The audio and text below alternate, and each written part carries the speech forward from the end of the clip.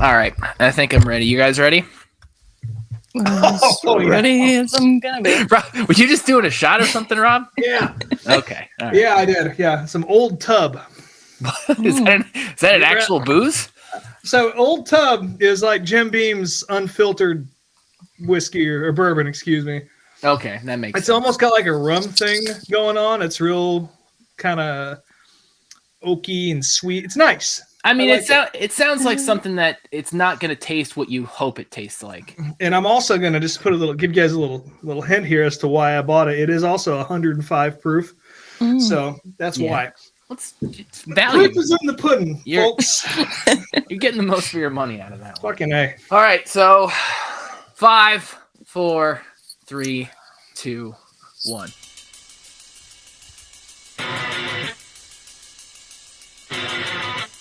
Well, yeah, certainly. I mean, it was our fault. We made a mistake. Spotter said it was clear. I wasn't clear, and, I didn't want to tear my car up, tear his car up either. I respect everybody, and I demand respect. And, I apologized to the guy when he came over the car, explained to him what happened, and then he took it to another level when he started calling me an idiot and whatever else.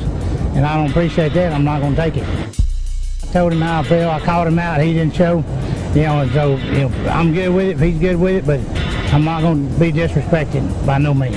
Yeah, I guess I had a dinner date at Applebee's last night that I didn't find out about until it was too late. It's a shame. Love their riblets and boneless wings, but... Hello, race fans, and welcome to Meet Me at Applebee's. My name is Brian K., and with me is... My name is Rob Moats. You might not know me. You definitely probably haven't seen my band, but if you've gone to the Thirsty Beaver in Charlotte, you might have seen me around. I am just a race fan, big dumb ass race fan, and I've been talking to these folks for a little while, Brian, and then of course our other co-host here. If you want to go ahead and introduce yourself. I'm Ashley Truelove. I'll be the mostly mute member of the podcast. It's true. She cannot speak or hear. No. So if you're listening to this podcast, you're probably wondering, what the hell is this name all about? What is this show all about? What this show is about, well, obviously it's about motorsports, but not about the racing so much itself. See, we're all race fans. None of us have any actual racing experience. We're not in the industry at all. Nope. We are race fans, though. We have been race fans for most, if not all, of our lives. We are from different parts of the country, and we love all forms of motorsports. What this show is going to be focused on is what the fan sees, what the fan hears, and what the fans are saying, and what the drivers are saying on social media. That's right. This is going to be about social media and media in general with motorsports. Now, this week in particular is going to be a pretty heavy NASCAR week for obvious reasons. But as the show moves along, we'll be talking about sprint cars, talking about Indy cars, maybe a little drag racing, maybe some monster trucks here and there, but also anything with wheels. There's a good chance that we've seen it live. We're going to see it live, and we're going to talk about it. That's right. You're goddamn right. We're going to talk about it. I should also say that the fact that we're even doing this show together, the three of us, we met through social media, so that's another reason why this show is going to be about social media. That's true. Brian and I have actually never been in the same room together. Truelove and I have had a few beers before, but shotgunned a few. We have shotgunned a few, as you do.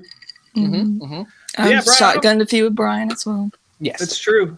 Yeah, I mean, it's one of the cool things about social media in general, especially as a motorsports fan. I don't know what it was like for the rest of y'all, but me growing up in the Northeast, I didn't have many friends that were into racing. I had literally one friend all throughout high school, and that we went to races with and talked about racing. And as an adult, it's still not very easy to find race fans. I'm in Cleveland now, and there are a few here. Like, Cleveland has a good amount of motorsports history, but it's still tough to actually meet people and talk about racing in a casual setting. Whereas the internet, like anything, it's very easy to gravitate towards the people you have stuff in common with.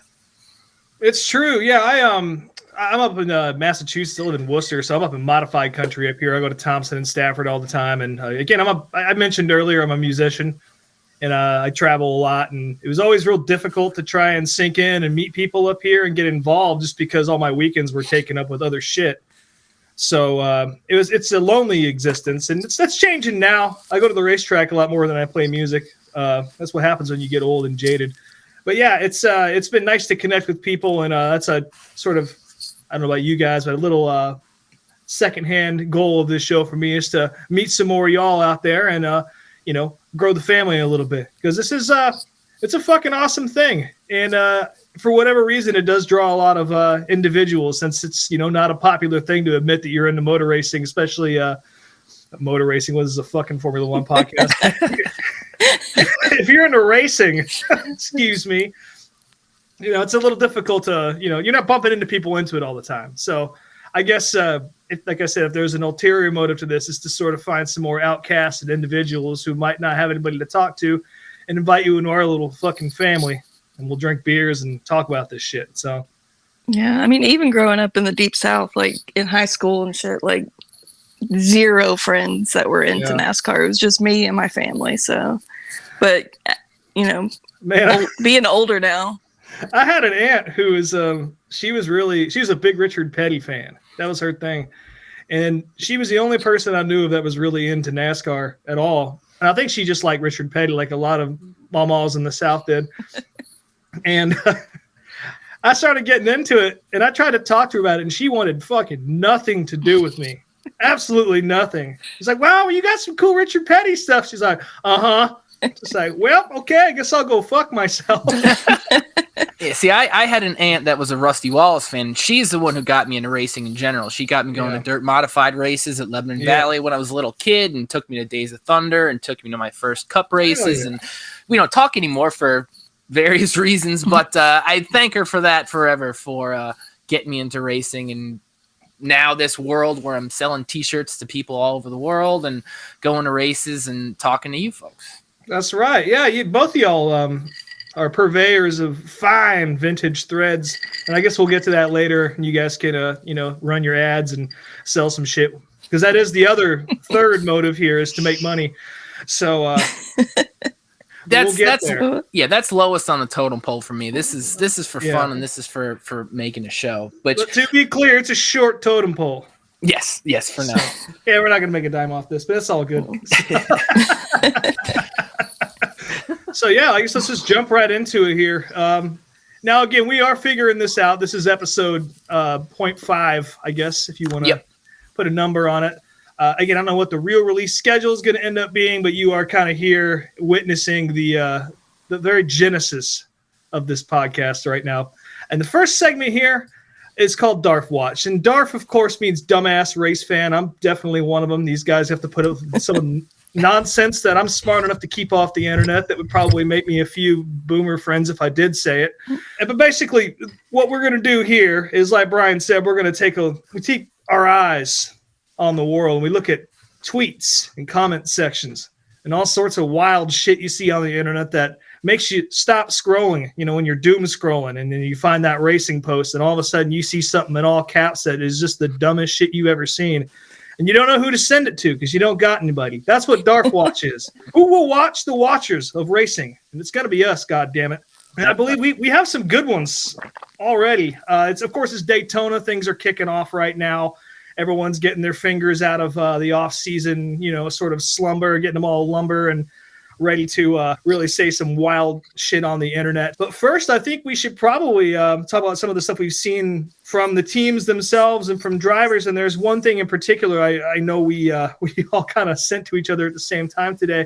And it's this little war between Wendy's and McDonald's that's happening right now on Twitter. I mean, it's terrible. The Bubba Wallace scheme is. It's so bad. It's so bad. What's funny is we talked about this today in group chat just a little bit, and I told Rob we got to save this for the show because clearly we already did not totally agree on this topic, at least as far as the McDonald's paint scheme goes. That's true. But you have the tweet pulled up. Let's just read the tweet here because it was Wendy's kind of popping off on McDonald's. It seemed pretty unsolicited too, which was awesome. Oh, I'm pulling it up right now. You give me about 10 seconds here, and we'll talk amongst yourselves as we're. But yeah, as Brian pulls this up, I was saying that I really like the Beard 62 Wendy's scheme that Noah ran last year, the white and the blue, and it just looks a little more classic to me. I like this new one too, don't get me wrong, which just seems a little busy.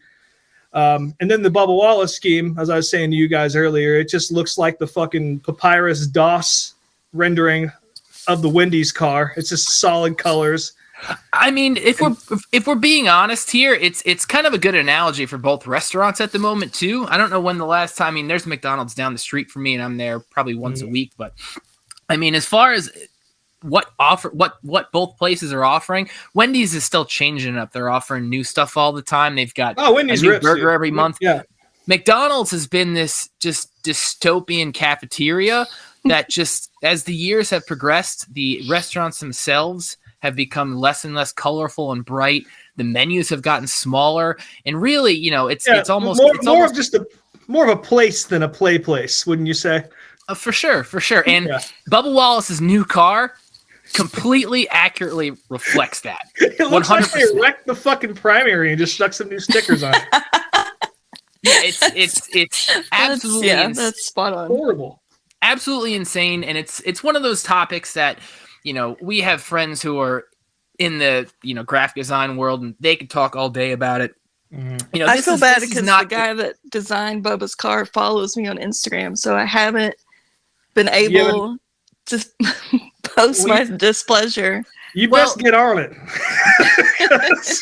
The one thing that I can say about that in particular, again, having friends that have painted up plenty of cars in the past few years, if a paint scheme sucks, 9 times out of 10, it's the sponsor's fault and not the graphic designers. Yeah, he did post something saying that like McDonald's was very keen on him using that flat gray as like the primary base color. Ugh. So it was definitely a McDonald's decision. Well, that is disappointing. Yeah. Yeah, but again, I think if we're talking about the burger wars, and again, of course, I had the tweet pulled right up, and as we're talking, here it is. Okay, so this came from the Wendy's chief marketing officer, Carl Laredo. We're proud of Noah Gragson's number 42, the beef car, and fans have been praising the paint scheme on social media all week long. We can't say the same goes for our McBland competitors. At Wendy's, we don't cut corners. McBland.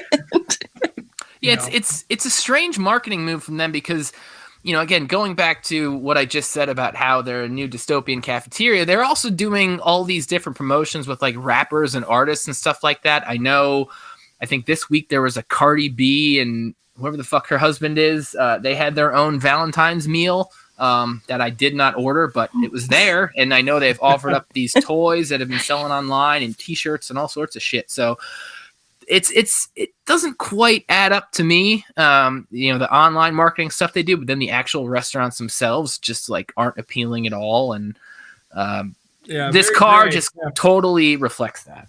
The gray is the same color as the beef and the cheeseburgers, though. I'll give them that. So at least they're able to get that sorted out and accurately represent the product.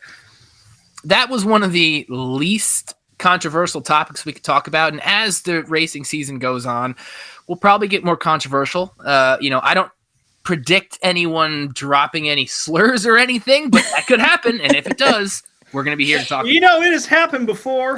And I'm sure at some point, we'll get some young buck in ARCA saying some shit you probably best not be saying. And then that's what we're here for, is to soak that all up. Speaking of ARCA, I feel like Twitter is going to be lit up on Saturday for Frankie Muniz's debut. Yeah, fastest in practice today. Yep. So far, it seems like he's gotten a lot of support, which I think he should get. Frankie's not just a dude that is jumping in the car with zero experience. He's been a racer for a very long time. And he went for, I think it was Barber Dodge and then almost Indy Lights for a little while. Then he got hurt. He broke his back at Mid-Ohio, and then he stopped racing for a little while, almost a decade. And then, kind of like the Tim Richmond route, he went from, open cockpit, open wheel cars to a little more safer stock car.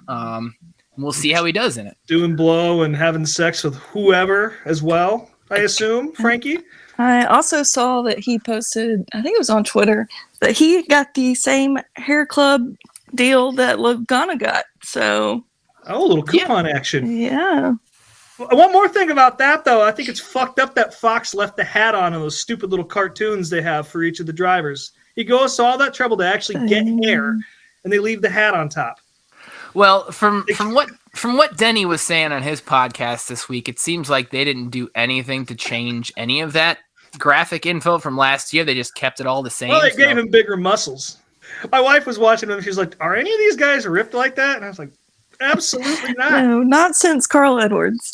Not since Carl Edwards." And wait, Carl Edwards was ripped? Oh yeah, he was on the cover of like some men's health magazine, shirtless, back in the day.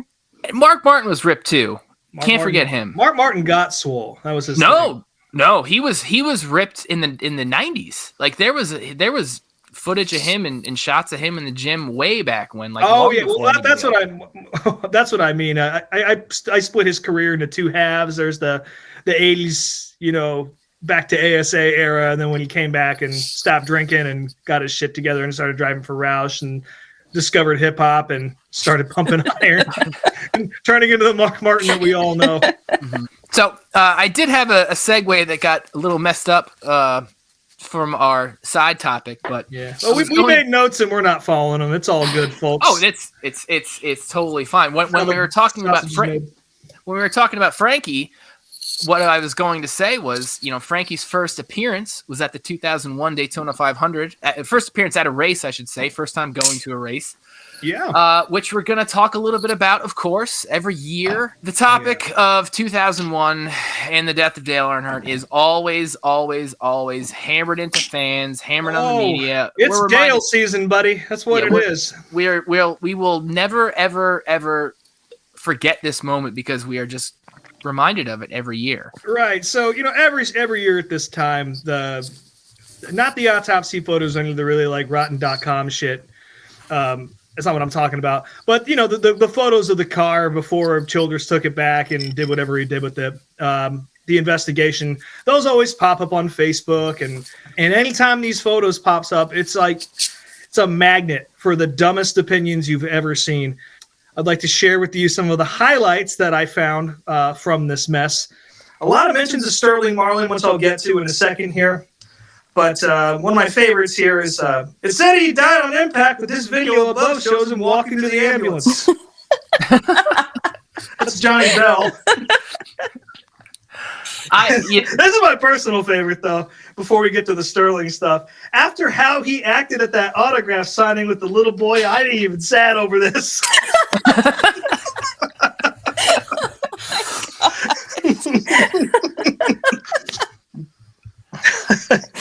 Oh, is there video footage from the autograph session? I'm really curious about fucking Kmart. Can we get a follow-up question to this?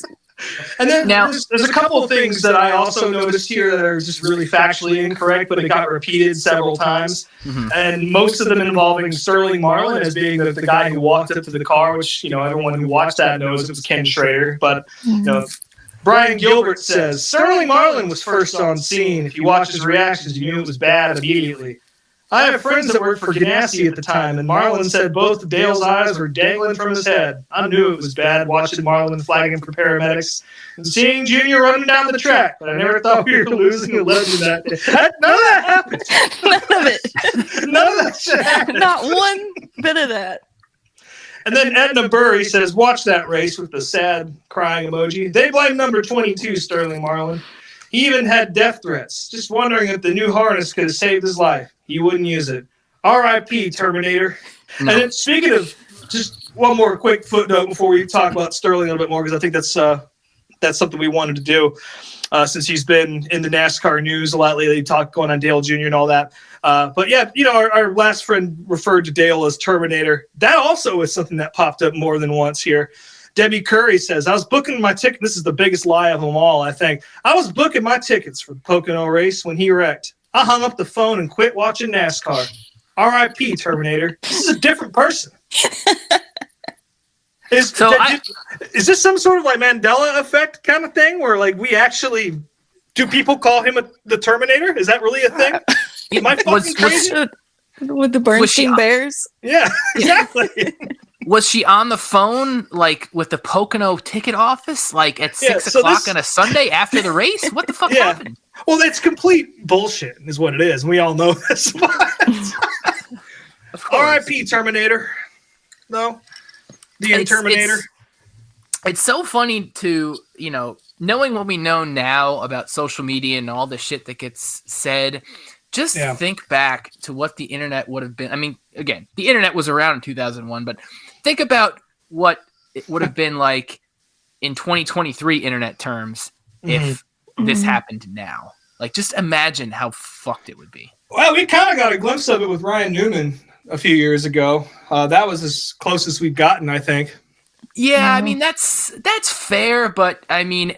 listen, people thought that Carson Hocevar had his leg ripped off last year on the internet, so I think we know it would be unhinged. For sure, but I think part of that also goes, the blame falls on NASCAR for making these moments out to be far more, mysterious and potentially tragic than they actually are. Like, I remember the Newman wreck, and it was scary as fuck and wild to, like, hadn't been anything like that in 20 years. But, again, he was maybe concussed. He walked out of the hospital the next day. The fact that we got no updates until he literally walked out of the hospital, like, that still blows my mind. It was wild. It was very absolutely wild. Blows my mind. And that doesn't help the fans, because that leads to fans just speculating this wild bullshit that isn't anywhere close to the truth. Yeah, but they can't release all that information. Like, they got to keep it under wraps for all sorts of reasons until, because then if you leak the wrong thing, then that's a whole other can of worms to open if you're a media company or something like that. So I get it. People are going to speculate. They're going to say all sorts of wild shit, Yeah, and without people speculating and saying wild shit, the inspiration for this show wouldn't be there. So it's true. Yeah, this is the whole reason we're here, is to bring attention to the folks that need not to have attention brought to them. So speaking of which, that Newman wreck is actually the trauma bond that brought us all together. I didn't know you until then, Brian. That was my first year in the little fantasy league we all were in together for a while. Yeah, that's true. The first race we all watched together remotely, and we all thought we watched Ryan Newman get fucking killed on television. And then that was even rain delayed too, because I remember it was Monday night. Yeah, it was. That was a wild night for sure. It was, but I don't know, man. It was wild watching the game where Damar Hamlin died on the field. Oh, yeah. And watching a different sport deal with something that, for better or worse, we've all sort of become callous to. Yeah, I mean, it's, as race fans, I mean, thankfully it's been a very long time, at least in the major leagues, that we've lost a driver. But we've all experienced this. Like, I grew up watching. I mean, I'm an IndyCar guy first, and I watched. All sorts of my heroes die when I was a kid, and that was just kind of what it was. And, I mean, even recently, Justin Wilson dying in Pocono, and, Robert Wickens almost getting killed also at Pocono. Like, that was, it's just something you sort of become callous to. And then if you watch sprint car racing, you see stuff like that a lot. Not death necessarily, but you see a lot of hairy situations where, it certainly crosses your mind, and it's just something that's accepted. So it was definitely interesting to watch another sport have to cover that for the first time. Yeah, I'm sure, watching the Damar Hamlin thing, how people think that's an actor, that's not really him. We'd be getting all that stuff with Dale or Ryan Newman if he would have passed that day as well, I'm sure. Yeah, well, I'm sure Sterling would have walked out there and taken a look at it and let us know what was going on if he was around. So I think that'll probably lead us into our next little segment here. Brian, I'll let you take the reins on this. And some of you might know me as the guy behind Speedway Screens. I'm a vintage racing, not so much collectibles, more vintage racing apparel reseller. And as a vintage guy, I love watching old races and old race TV shows and any sort of old race clips. That is one of those things that growing up as a kid, in the 90s especially, you would read books and magazines and they would talk about these old races. And I guess all you had back then was your imagination. You never thought you would get to actually watch any of this stuff. Throughout the 90s and 2000s, ESPN and other channels, Speed Channel in particular, they would show some of these old races. But with YouTube, there is so much stuff. Not just like any race you can think of just about is on YouTube in full. Many of them with commercials, which I personally love. Again, like local TV stations would show, I watch This Week on Dirt every week and watch my local modifieds. All this stuff is getting uploaded to YouTube. Oh yeah, buddy. I mean, I grew up on TNN. I was on my grandparents' house every hour of the day almost, and that's how I got into World of Outlaws. That's how I got into NASCAR. All this stuff, and yeah, you're right. All that stuff is starting to, or has been, on YouTube for a while. And man, you want something to kill time in the off season? That's what's up. For sure. And one of the things I want to do with this show and also with our social media is kind of explore some of that stuff. And we're not so much going to tell you, maybe we'll tell you to go and watch, go watch this race from 30 years ago, more of a topical thing. But, I like getting into, the weirder shows, or not so much weird, but like stuff like what we're going to talk about tonight. What I pulled up is an episode of ESPN Speed Week from 1994. This is the episode that aired right after Sterling Marlin's first Daytona 500 victory. See, here's that Sterling segue we promised you. There we go. So, this is a half-hour show that was every week on ESPN, and this episode in particular, it's all about the Daytona 500. We're going to have a YouTube channel, a YouTube playlist, I should say, that is going to have all the stuff that we talk about on the show. If you follow our Instagram, which is going to be Meet Me at Applebee's, I'm going to post clips from there, and just different weird stuff I find. But for this episode in particular, it's a pretty standard half-hour review of the show. One of the most interesting things I took from it was this took place about 3 hours after the race. You've got Sterling up in the booth with Benny Parsons and Bob Jenkins. He's still in his uniform. He just wants to get down to the pits and party with his crew. He's trying to beer drink is what he's doing. It's so interesting to see. This race probably ended around 4:00 back then. So yeah, he had a whole night to party with his friends, and that's all he wants to do. It's a very candid interview with Sterling. He's not as excited as you would think, but again, this is hours after he won, so I'm sure kind of some of the adrenaline had worn off.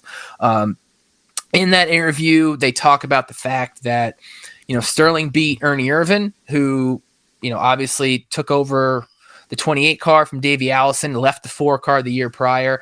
And what I found interesting now, almost 30 years after the fact, and knowing what I know, Ernie apparently gave Sterling, the blessing to take over the car and said it was a good team. However, that breakup of Ernie and the Morgan McClure team was really not as friendly as it was made out to be back then. There was money exchange, and Ernie may or may not have purposely blown up a few motors in his last run at Bristol, driving that car to help get him out of that ride. And after Ernie came back in '96, he and Sterling actually got in a fight in the garage, and Sterling called him blind because he still had those eye issues. And, it's just, I didn't know that. Oh yeah.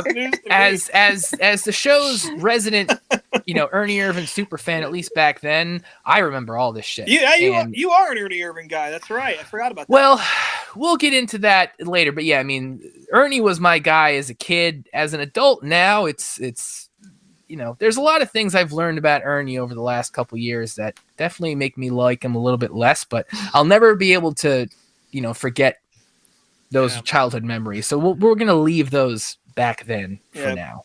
Another funny thing that I caught was apparently the night before they had some sort of call-in show where, it's probably a news show or something to that effect. I can't remember. But they spoiled the results of the Goodies 300. Now they did, which is another crazy thing to think about. 30 years ago, really the only race that was, or the only series that was televised live on a regular basis was the Cup Series. True. The trucks weren't around then, and the Busch Series, some would be live, some would be on tape delay.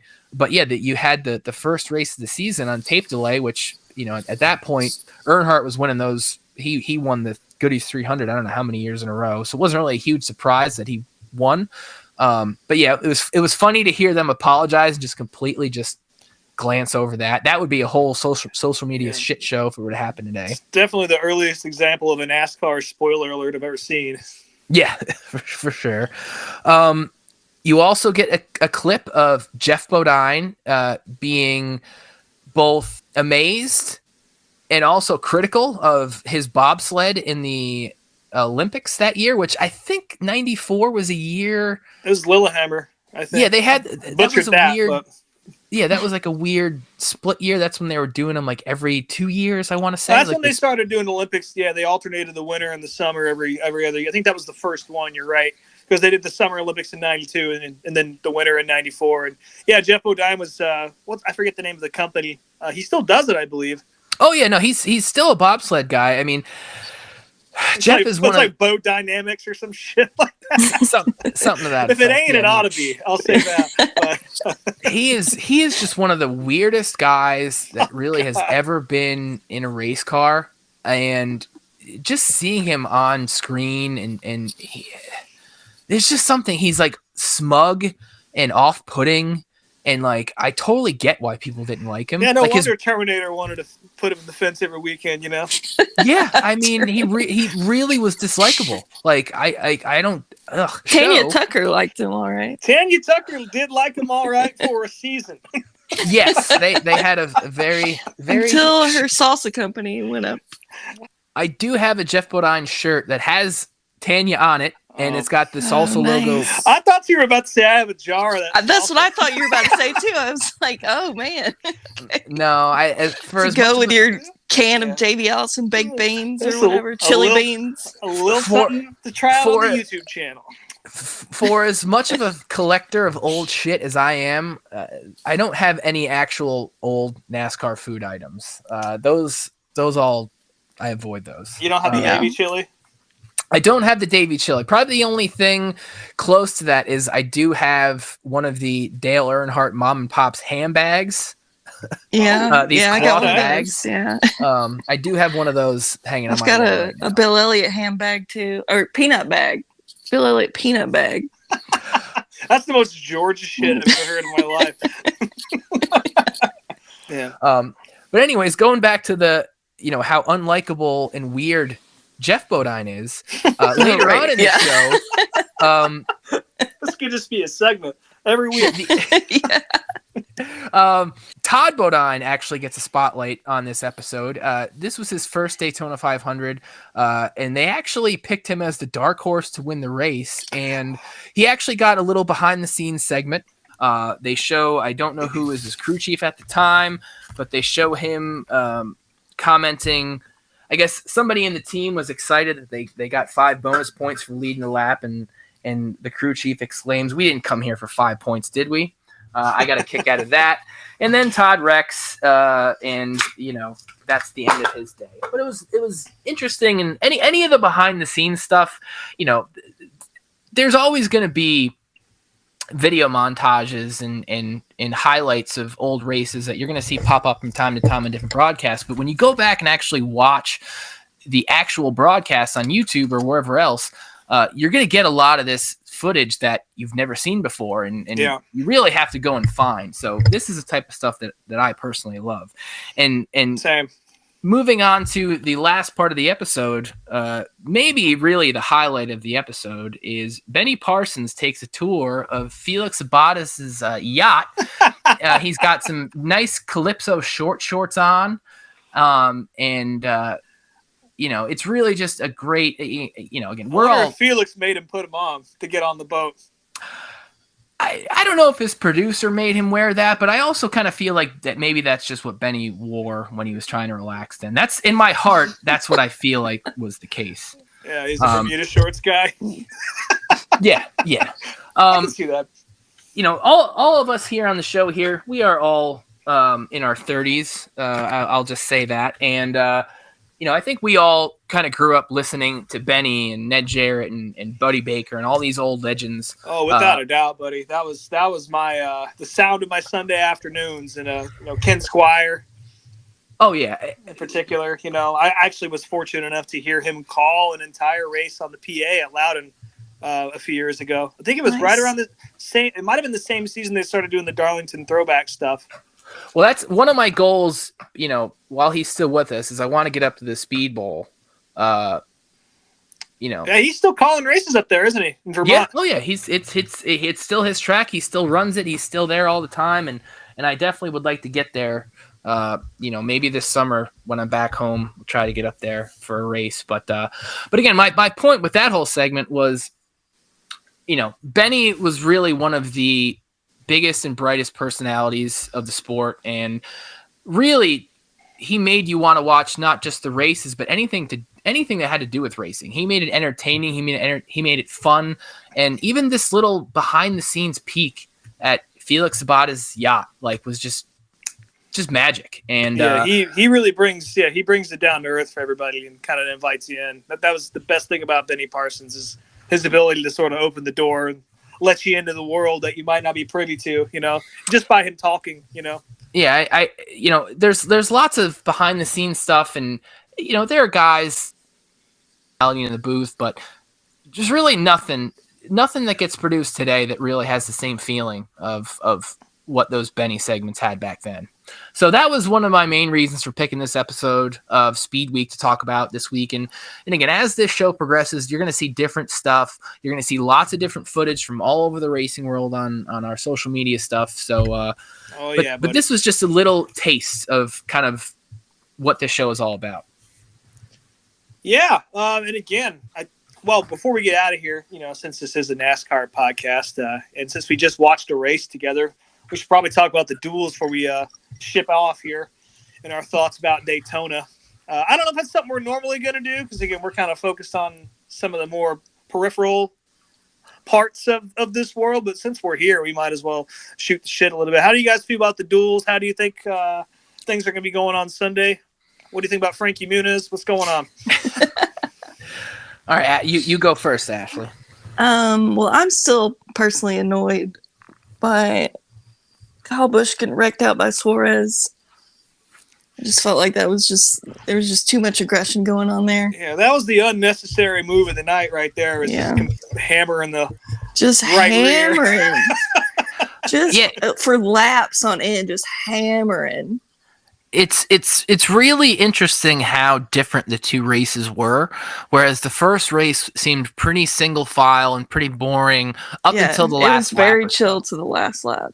And race 2 was put on almost USAC. I'll be honest. I turned that shit off about 10 laps to go. Yeah, you didn't miss anything. Whereas the second race, it was just chaos up until that wreck, and then the finish to that was fairly anticlimactic. It was what it was. I guess, especially now, I don't know. All the stuff leading up to the race means a whole lot less than it used to, as far as I'm concerned. I mean, I watch all the shit. Don't get me wrong, but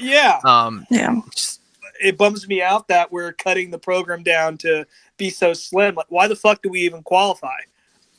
It doesn't make any sense to me. Like how the first session of the weekend is sending guys out to do one hot lap. Mm-hmm. And then we're just lining them up and letting them go. And then that's it. Like, there's no fanfare behind it. It's supposed to be the biggest weekend of the year. And they try and make it in racing in general, even though I think there's a couple other events that probably usurp it, but that's neither here nor there. Like, this is the biggest weekend of the year for NASCAR. And it always will be. And the fact that you chop that down and you diminish it, it's just really, and I know it's money. I'm not a business guy, but I do understand that much. But man, it's such a bummer to come from it being such a massive to do to being 3 days and subtracting, as we move further in. Yeah. What about you, Brian? I'm sorry, True Love, to cut you off. I got nothing. It's past my bedtime.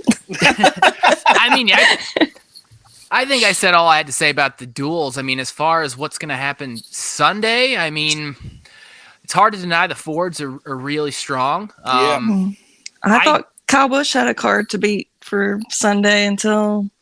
I think he will. Again, I think they'll get that backup tuned up just fine.